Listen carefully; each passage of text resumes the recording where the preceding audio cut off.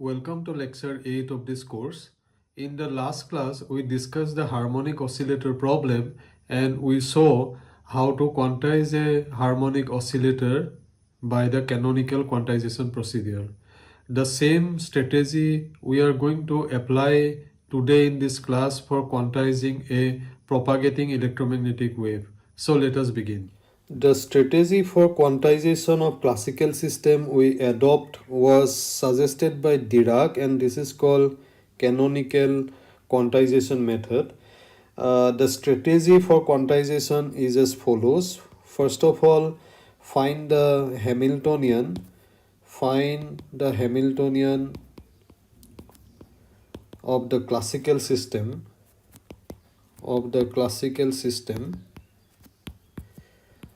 Once you find the Hamiltonian of the classical system, then look for appropriate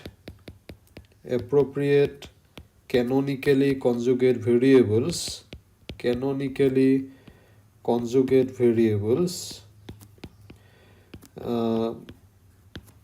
By canonically conjugate variables, I mean, say we have canonically conjugate variables, say eta and chi. These are canonically conjugate variables provided they satisfy the so-called Hamilton's canonical equation of motion. So say eta, it satisfies del h del chi, and chi has to satisfy this equation, that is minus del h del eta, or vice versa. So then eta and chi would be called canonically conjugate variables. Once I find out the canonically conjugate variables, it is also easy to find that they are going to satisfy the Poisson relations of this type. Eta chi is equal to 1. Okay, and then once I dig out the canonically conjugate variables, and then quantization is straightforward. This Hamiltonian, classical Hamiltonian, would be now represented by this operator, and this eta chi, this Poisson bracket relation, would be replaced by the so-called commutation relation in quantum mechanics, and eta and chi would now take the form of operators, and that would be equal to is cross. So this is basically the procedure for canonical quantization. If you remember that in the last class we considered this mechanical harmonic oscillator, this classical harmonic oscillator, a mass m is attached to a spring or spring constant k.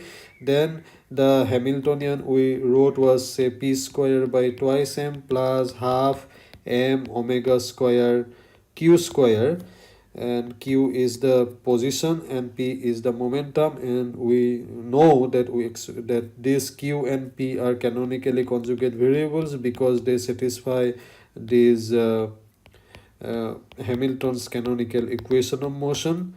Okay, and they satisfy this Poisson bracket relation, qp is equal to 1. Then quantization was straightforward. This Hamiltonian then we replace by this operator, and then this is what we wrote. Both these variables p and q now take the form of operators, and this commutation relation, this Poisson bracket, is now replaced by this commutation relation between q and p, and that is equal to is cross. That is what the procedure that we discussed in the earlier class, and the same kind of strategy we are going to apply for quantization of electromagnetic radiation as well. Now discuss quantization of electromagnetic fields. We know that the electromagnetic fields has two components. One is the electric field and the other one is the magnetic field. So here E I'm referring as electric field, and B as magnetic field. If I consider an electromagnetic field in free space, they are going to be described by the so-called Maxwell equations. So the Maxwell equations for an electromagnetic field in free space are given by this divergence of E is equal to 0, curl of E is equal to minus del B del T, and divergence of B is equal to 0, and curl of B is equal to 1 by C square del E del T. I am sure all of you know these Maxwell equations without any charge and without any current, because I am considering electromagnetic field in free space. These are the Maxwell's equations. Okay, and I hope you know that this delta, this is a vector operator, this differential operator. This is in Cartesian coordinate. This is defined as, it has three components: x cap del x plus y cap del y plus z cap del z. These Maxwell equations has many solutions subject to the boundary conditions, and these solutions are called modes. By a mode, we refer to a field that oscillates at a well-defined frequency.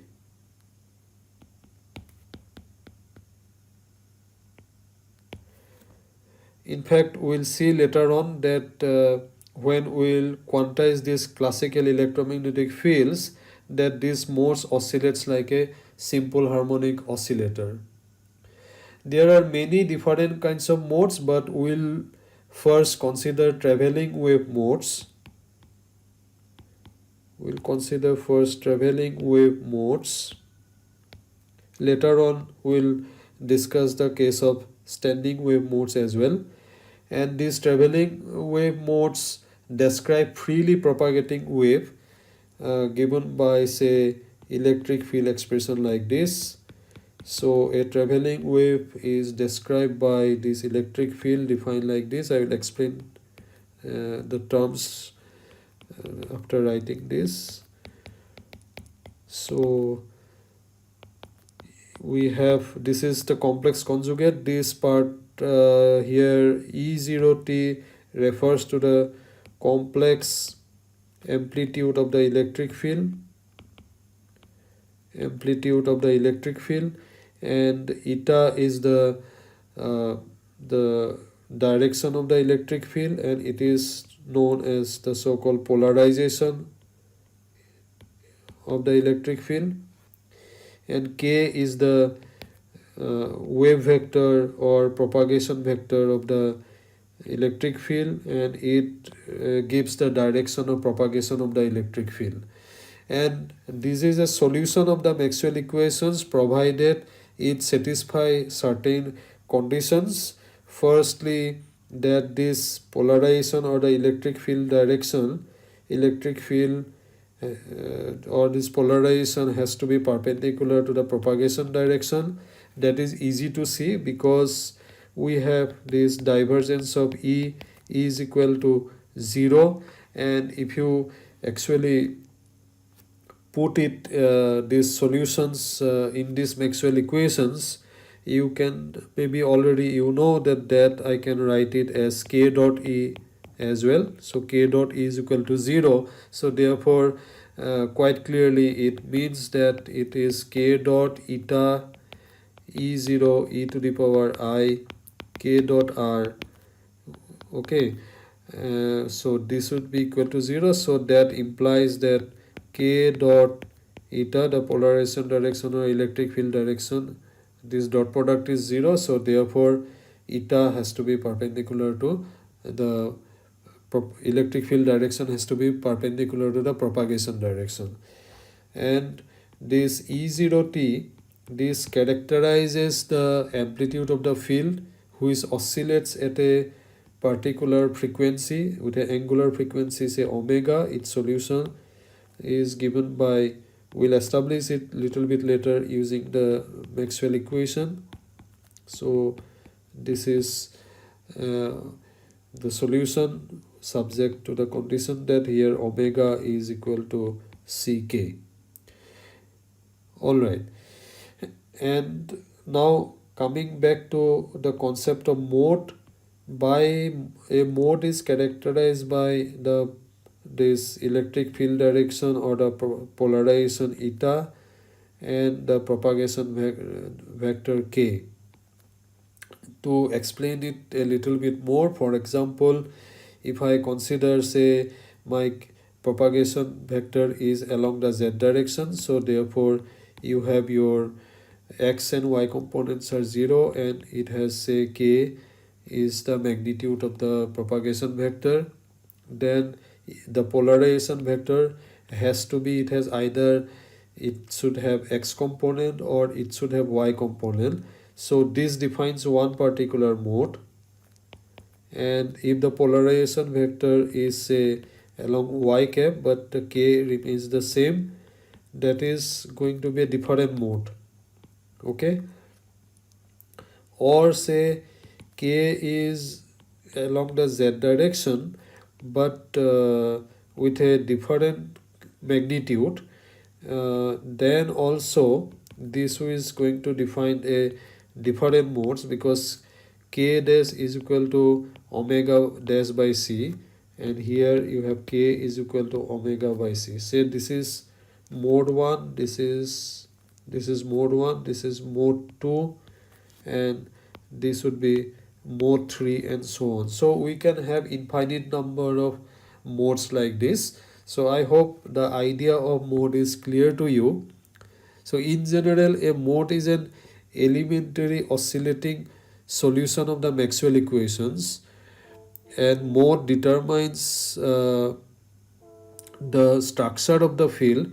However, please note that this E0t, which is the complex amplitude of the electromagnetic wave, it characterizes the state of the field in a given mode. So let me write here E0t, which it characterizes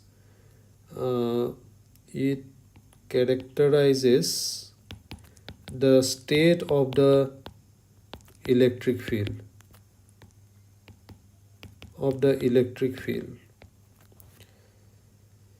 in a given mode. Okay, now going further, you see E0t is it's a complex quantity, so it's fully described by two dynamic variable. Dynamic because it has time dependency is there. It is described by two dynamic variables,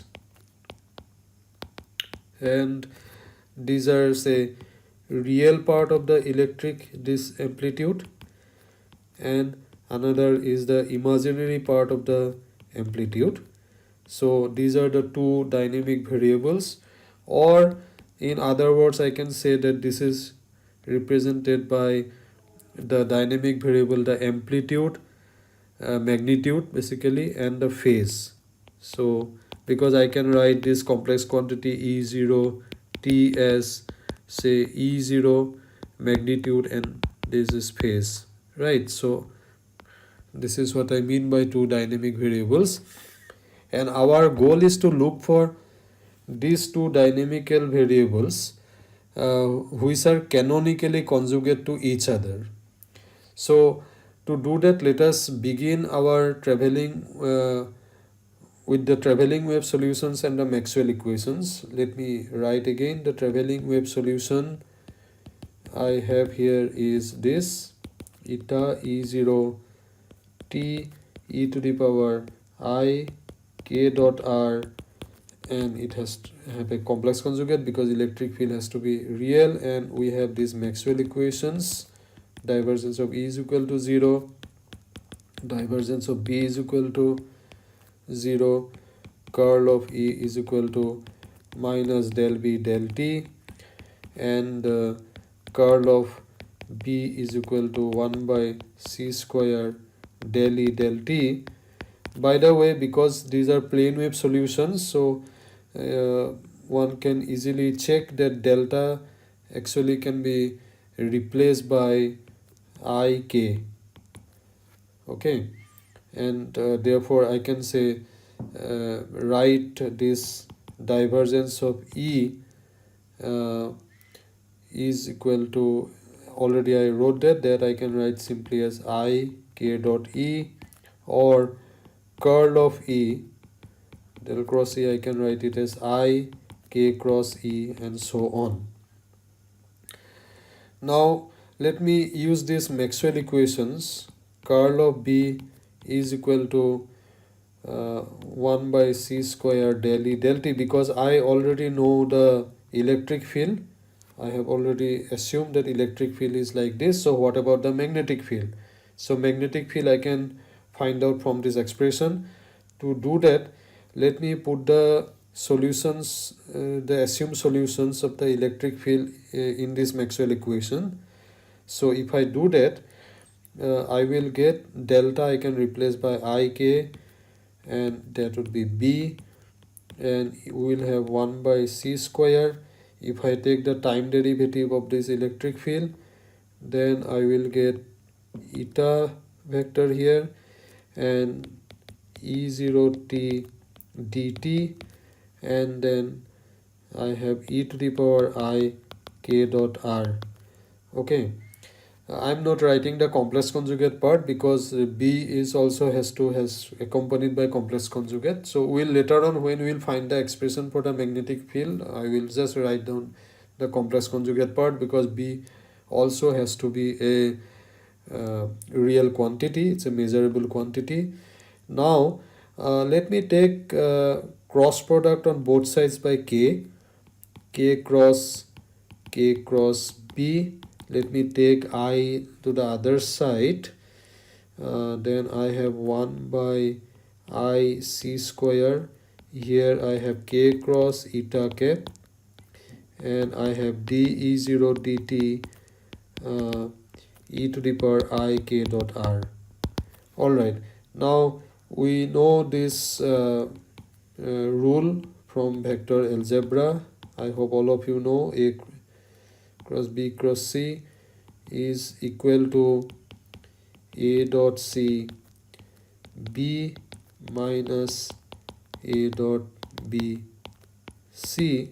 So let us use this one rule here, and then we will get it as k dot B k, and that would be minus A dot B, that is your k square, and this is B. Okay, and the other side I have 1 by I c square. I'm taking, yeah, that would be k cross E eta dE0 dt e to the power I k dot r. And you see that k dot B is equal to 0 because of the fact that divergence of B is equal to 0, which I can write it as k dot B, I k dot B. So k dot B is equal to 0. So I can just do a little bit of manipulation here. So B is equal to, I can take minus sign this side, then I can have I by c square. Here I have k square, and then I have k cross eta dE0 dt. Okay, and then I have e to the power I k dot r, and I can therefore write my magnetic field as I can simplify, because I know that Kc is equal to omega. Okay, and therefore I have omega square k cross eta dE0 dt e to the power I k dot r. And because the magnetic field has to be real, so let me now put the complex conjugate part. So this is my magnetic field.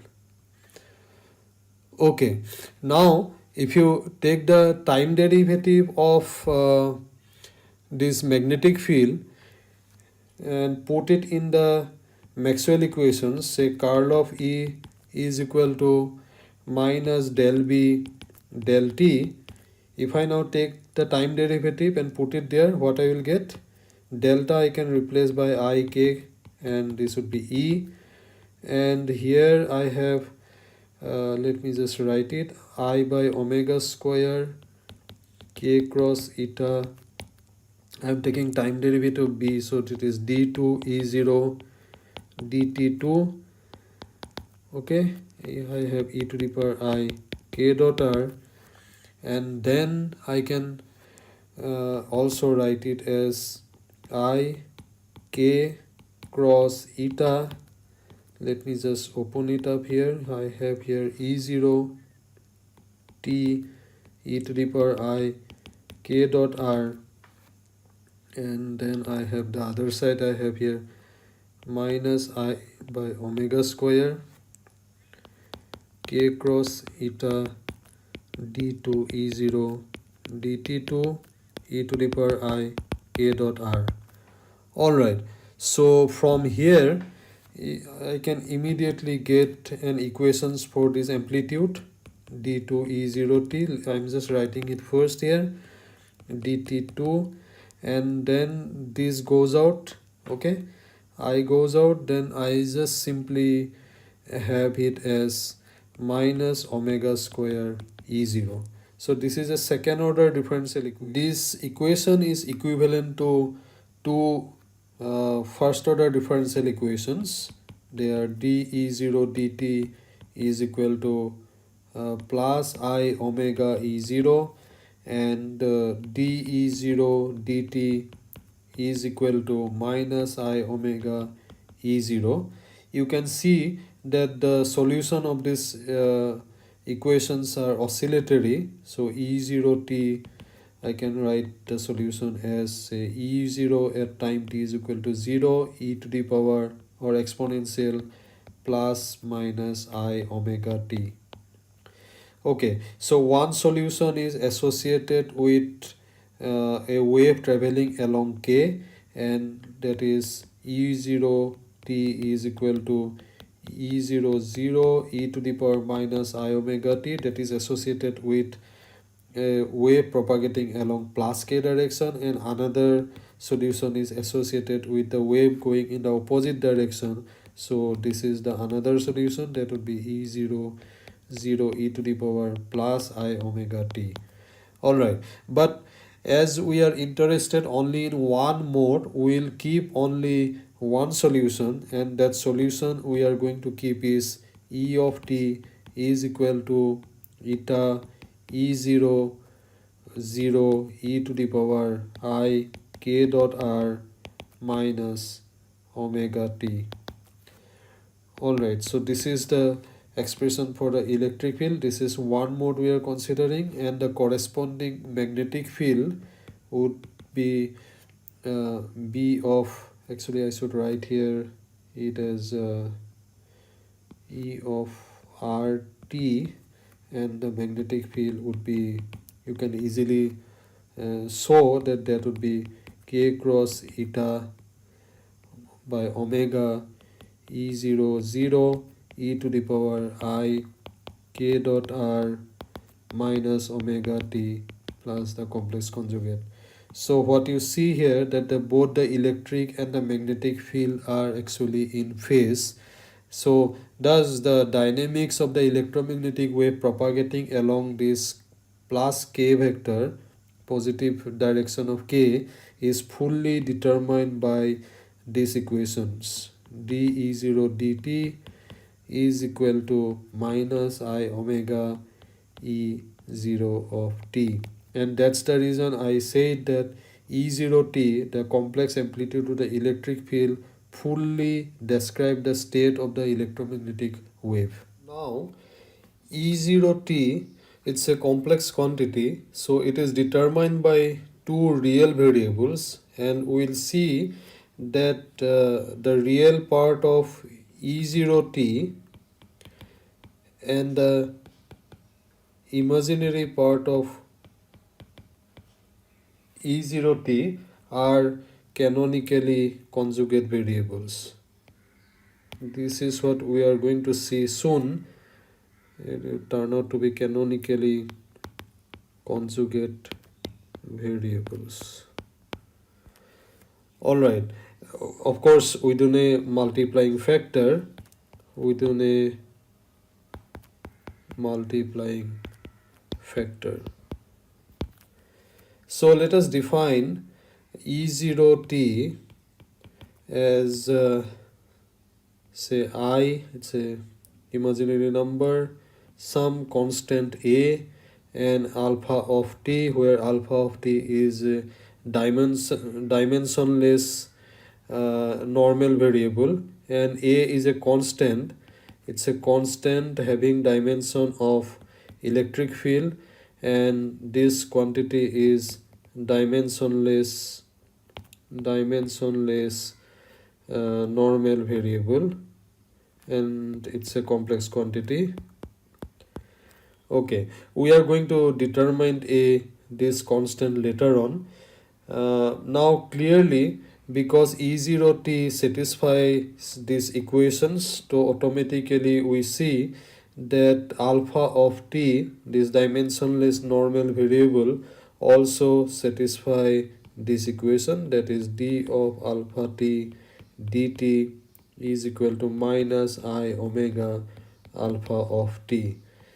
So this is a dimensionless quantity alpha of t. So in fact this equation fully determines the dynamics of the it fully determines the dynamics of the electromagnetic field in the considered mode.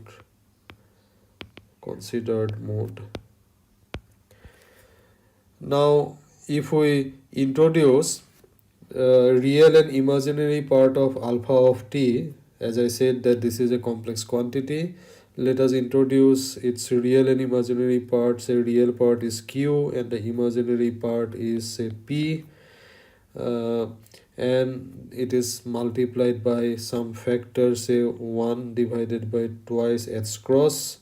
We are still in the classical domain, but this h cross is the reduced Planck constant, and this multiplicative factor is there to simplify all the upcoming formulas simple. And clearly alpha's this conjugate would be 1 by twice h cross root, then you will have q minus ip, and from here one can immediately write these real variables q and p as in terms of alpha and alpha star as follows. It is very easy to get it from these two equations. From here you can write it q is equal to root over s cross by 2 alpha of t plus alpha star of t, and p would be h cross by 2 under root 1 by I alpha of t minus alpha star of t. You can easily verify it yourself. Okay, now let us write the energy of the electromagnetic field. So energy of the electromagnetic field in the given mode, energy of the electromagnetic field. So from classical electromagnetism or electrodynamics, you know that the energy, which I am going to represent it by the H, because is basically the Hamiltonian, that would be epsilon 0 by 2 the volume d3r, this, and then we have E square plus C square B square. This I am sure all of you know from classical electromagnetism. You can look Griffith's electrodynamics or any classical electrodynamics text to get this expression. In fact, this equation gets further simplified for traveling waves, because for traveling wave this first term and the second term are equal. So the total energy for traveling wave we can write the total energy as epsilon 0 d3r e square. Okay, let us now work out this integral. To work it out, let me consider a volume element. Say let us consider a cubical box having each side having length L. Let me first draw it. So we have a cubical box like this. This is x direction, this is y direction, and this is z direction. This is the origin, and each side has length L. And for simplicity, let us consider the electric field to be like this. Say electric field is polarized along x direction, and it has its complex amplitude E0t, and say it is propagating along y direction, along this direction. And then I have to add a complex conjugate so that the electric field becomes real. And quite clearly this electric field defines a single mode, and we are interested in a single mode. This I can further write, because E0t is a complex quantity. So E0t, this complex amplitude, I can write it as a modulus, and its phase say e to the power I phi. So if I want to write the full expression, I can write it in this particular form also. X cap twice E0 t, I can write it as cos ky plus phi. Alright, so this is the electric field expression we have. Now we are considering a traveling wave or a propagating wave. For propagating wave, it's going to satisfy certain boundary conditions. For example, the electric field at this wall along say here and here, actually this is valid for all other direction. What I mean to say, that the electric field at y is equal to 0 should be equal to electric field at y is equal to L. So if I impose these boundary conditions, you can see from these equations immediately that this is going to imply that I have cos phi should be equal to cos kl plus phi. If I open up the right hand side, I have cos kl cos phi minus sin kl sin phi. If I look at both the left hand side and the right hand side, then immediately I can say that this equation would be valid if I have sin kl is equal to 0. Okay, which is actually sine, I can write it as integral multiple of sine m pi. Okay, m is an integer, so it implies that kl should be equal to m into pi. You remember that k is equal to omega by c, so therefore I can further write that omega is equal to m into pi c by l. So this frequency get discretized because of the boundary conditions. And without loss of generality, let us consider phi is equal to 0 without loss of any generality. It's not going to affect our physics. So if I take that, then the electric field expression I can write it as E is equal to x cap twice E0t cos ky. Of course, now we have these conditions as well, with kl is equal to m into pi, where m is an integer, m is equal to 1, 2, 3. Now let us evaluate the integral.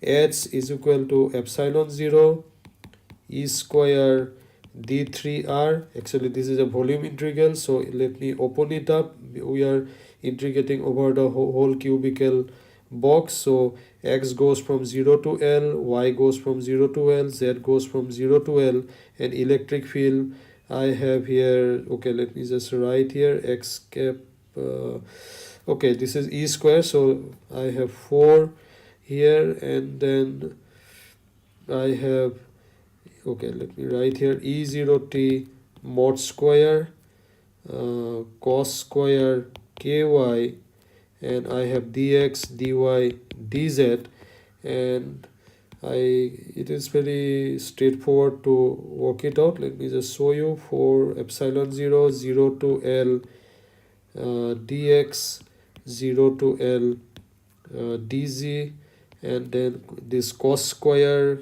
ky, which I can write it as half 1 plus cos 2 ky dy, and this is from 0 to L. This integration is easy to, you can immediately get. I hope, yeah, I have to write here E0 mod square also. So I will have it as twice epsilon 0 E0t mod square, and if I, this integral, immediately will see that because of the fact that KL is equal to m pi, so if you put it in the limits, it's very straightforward to get it, then you will get it as the volume element. Integration dx dy dz is the total volume of the box. So this is what I have, the total energy of the traveling wave mode. I can express it like this. Now because E0t is equal to IA alpha of t, as we defined it like this earlier, we can write down this Hamiltonian in this form: twice epsilon 0 a square v mod alpha of t whole square. Okay, now this constant a, let us choose it like this: a is equal to h cross omega by twice epsilon 0 v. Let us, where v is the volume, or it is also called the quantization volume. In fact, if you look at this expression here, then a refers to the amplitude of the field that has energy h cross omega in the volume of quantization v. Okay, this is the meaning of this amplitude. So it is, let me repeat again, that this is the amplitude of the field that has energy h cross omega in the volume of quantization v. Okay, this clever choice of the constant makes quantization procedure simpler, as we'll see now. Now with this choice of this constant a, this Hamiltonian, we can immediately write it as h cross omega mod alpha t square, right? So this is the form we get, where h cross omega, there is, we are still in a classical domain, by the way. In fact, here this h cross omega is the characteristic energy in the problem. Okay, now because you know that alpha of t, earlier we defined it like by this expression, it was 1 by square root of 2h cross q plus ip.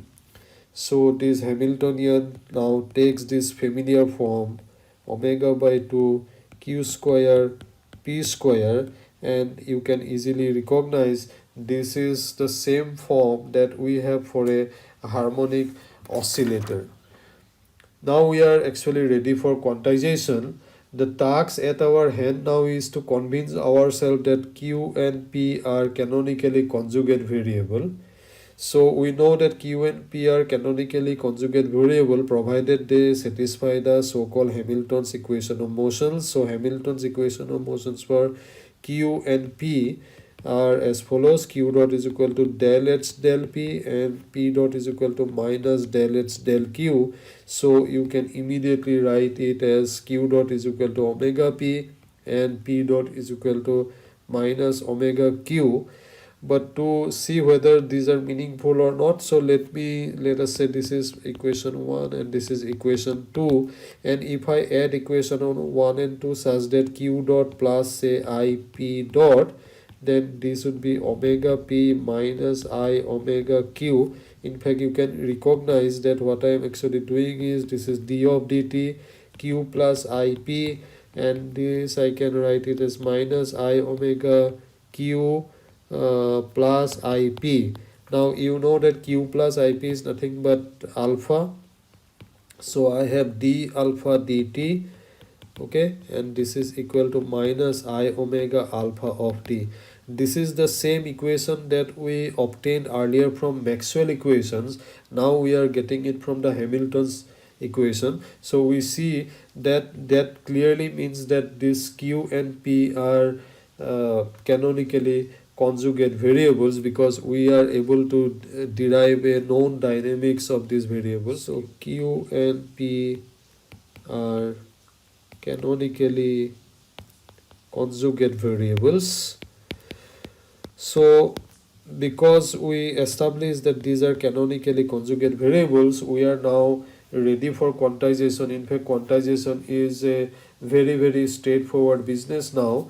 What we just have to do, we just have to q will just, you now replace it by operator, p also by operator, this like this, and then we will have this commutation relation between these operators. qp is equal to is cross, and this Hamiltonian is now, can we write it as omega by 2 in this operator form. So we can, in fact, now you see this is exactly the similar form of the harmonic oscillator that we discussed in an earlier class. And now clearly we can introduce all the technology that we learned in the case of quantum harmonic oscillator in our earlier class, and we can introduce, say, alpha of t, say a, it is now an operator a, we can write it as 1 by 2h cross square root of 2h cross q cap plus ip cap, and this alpha star t will now refer to a dagger.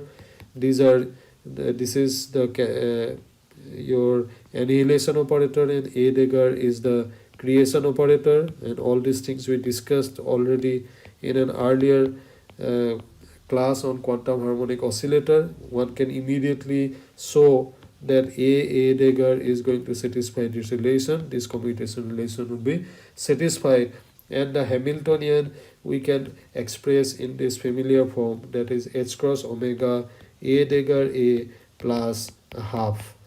Okay, so we, this way we see that the mode of an electromagnetic wave oscillates like a harmonic oscillator. In fact, an electromagnetic wave consists of an infinite number of independent modes, and therefore we can write, if we consider all these independent modes, then the total Hamiltonian of the electromagnetic field, this we have just wrote for one mode only.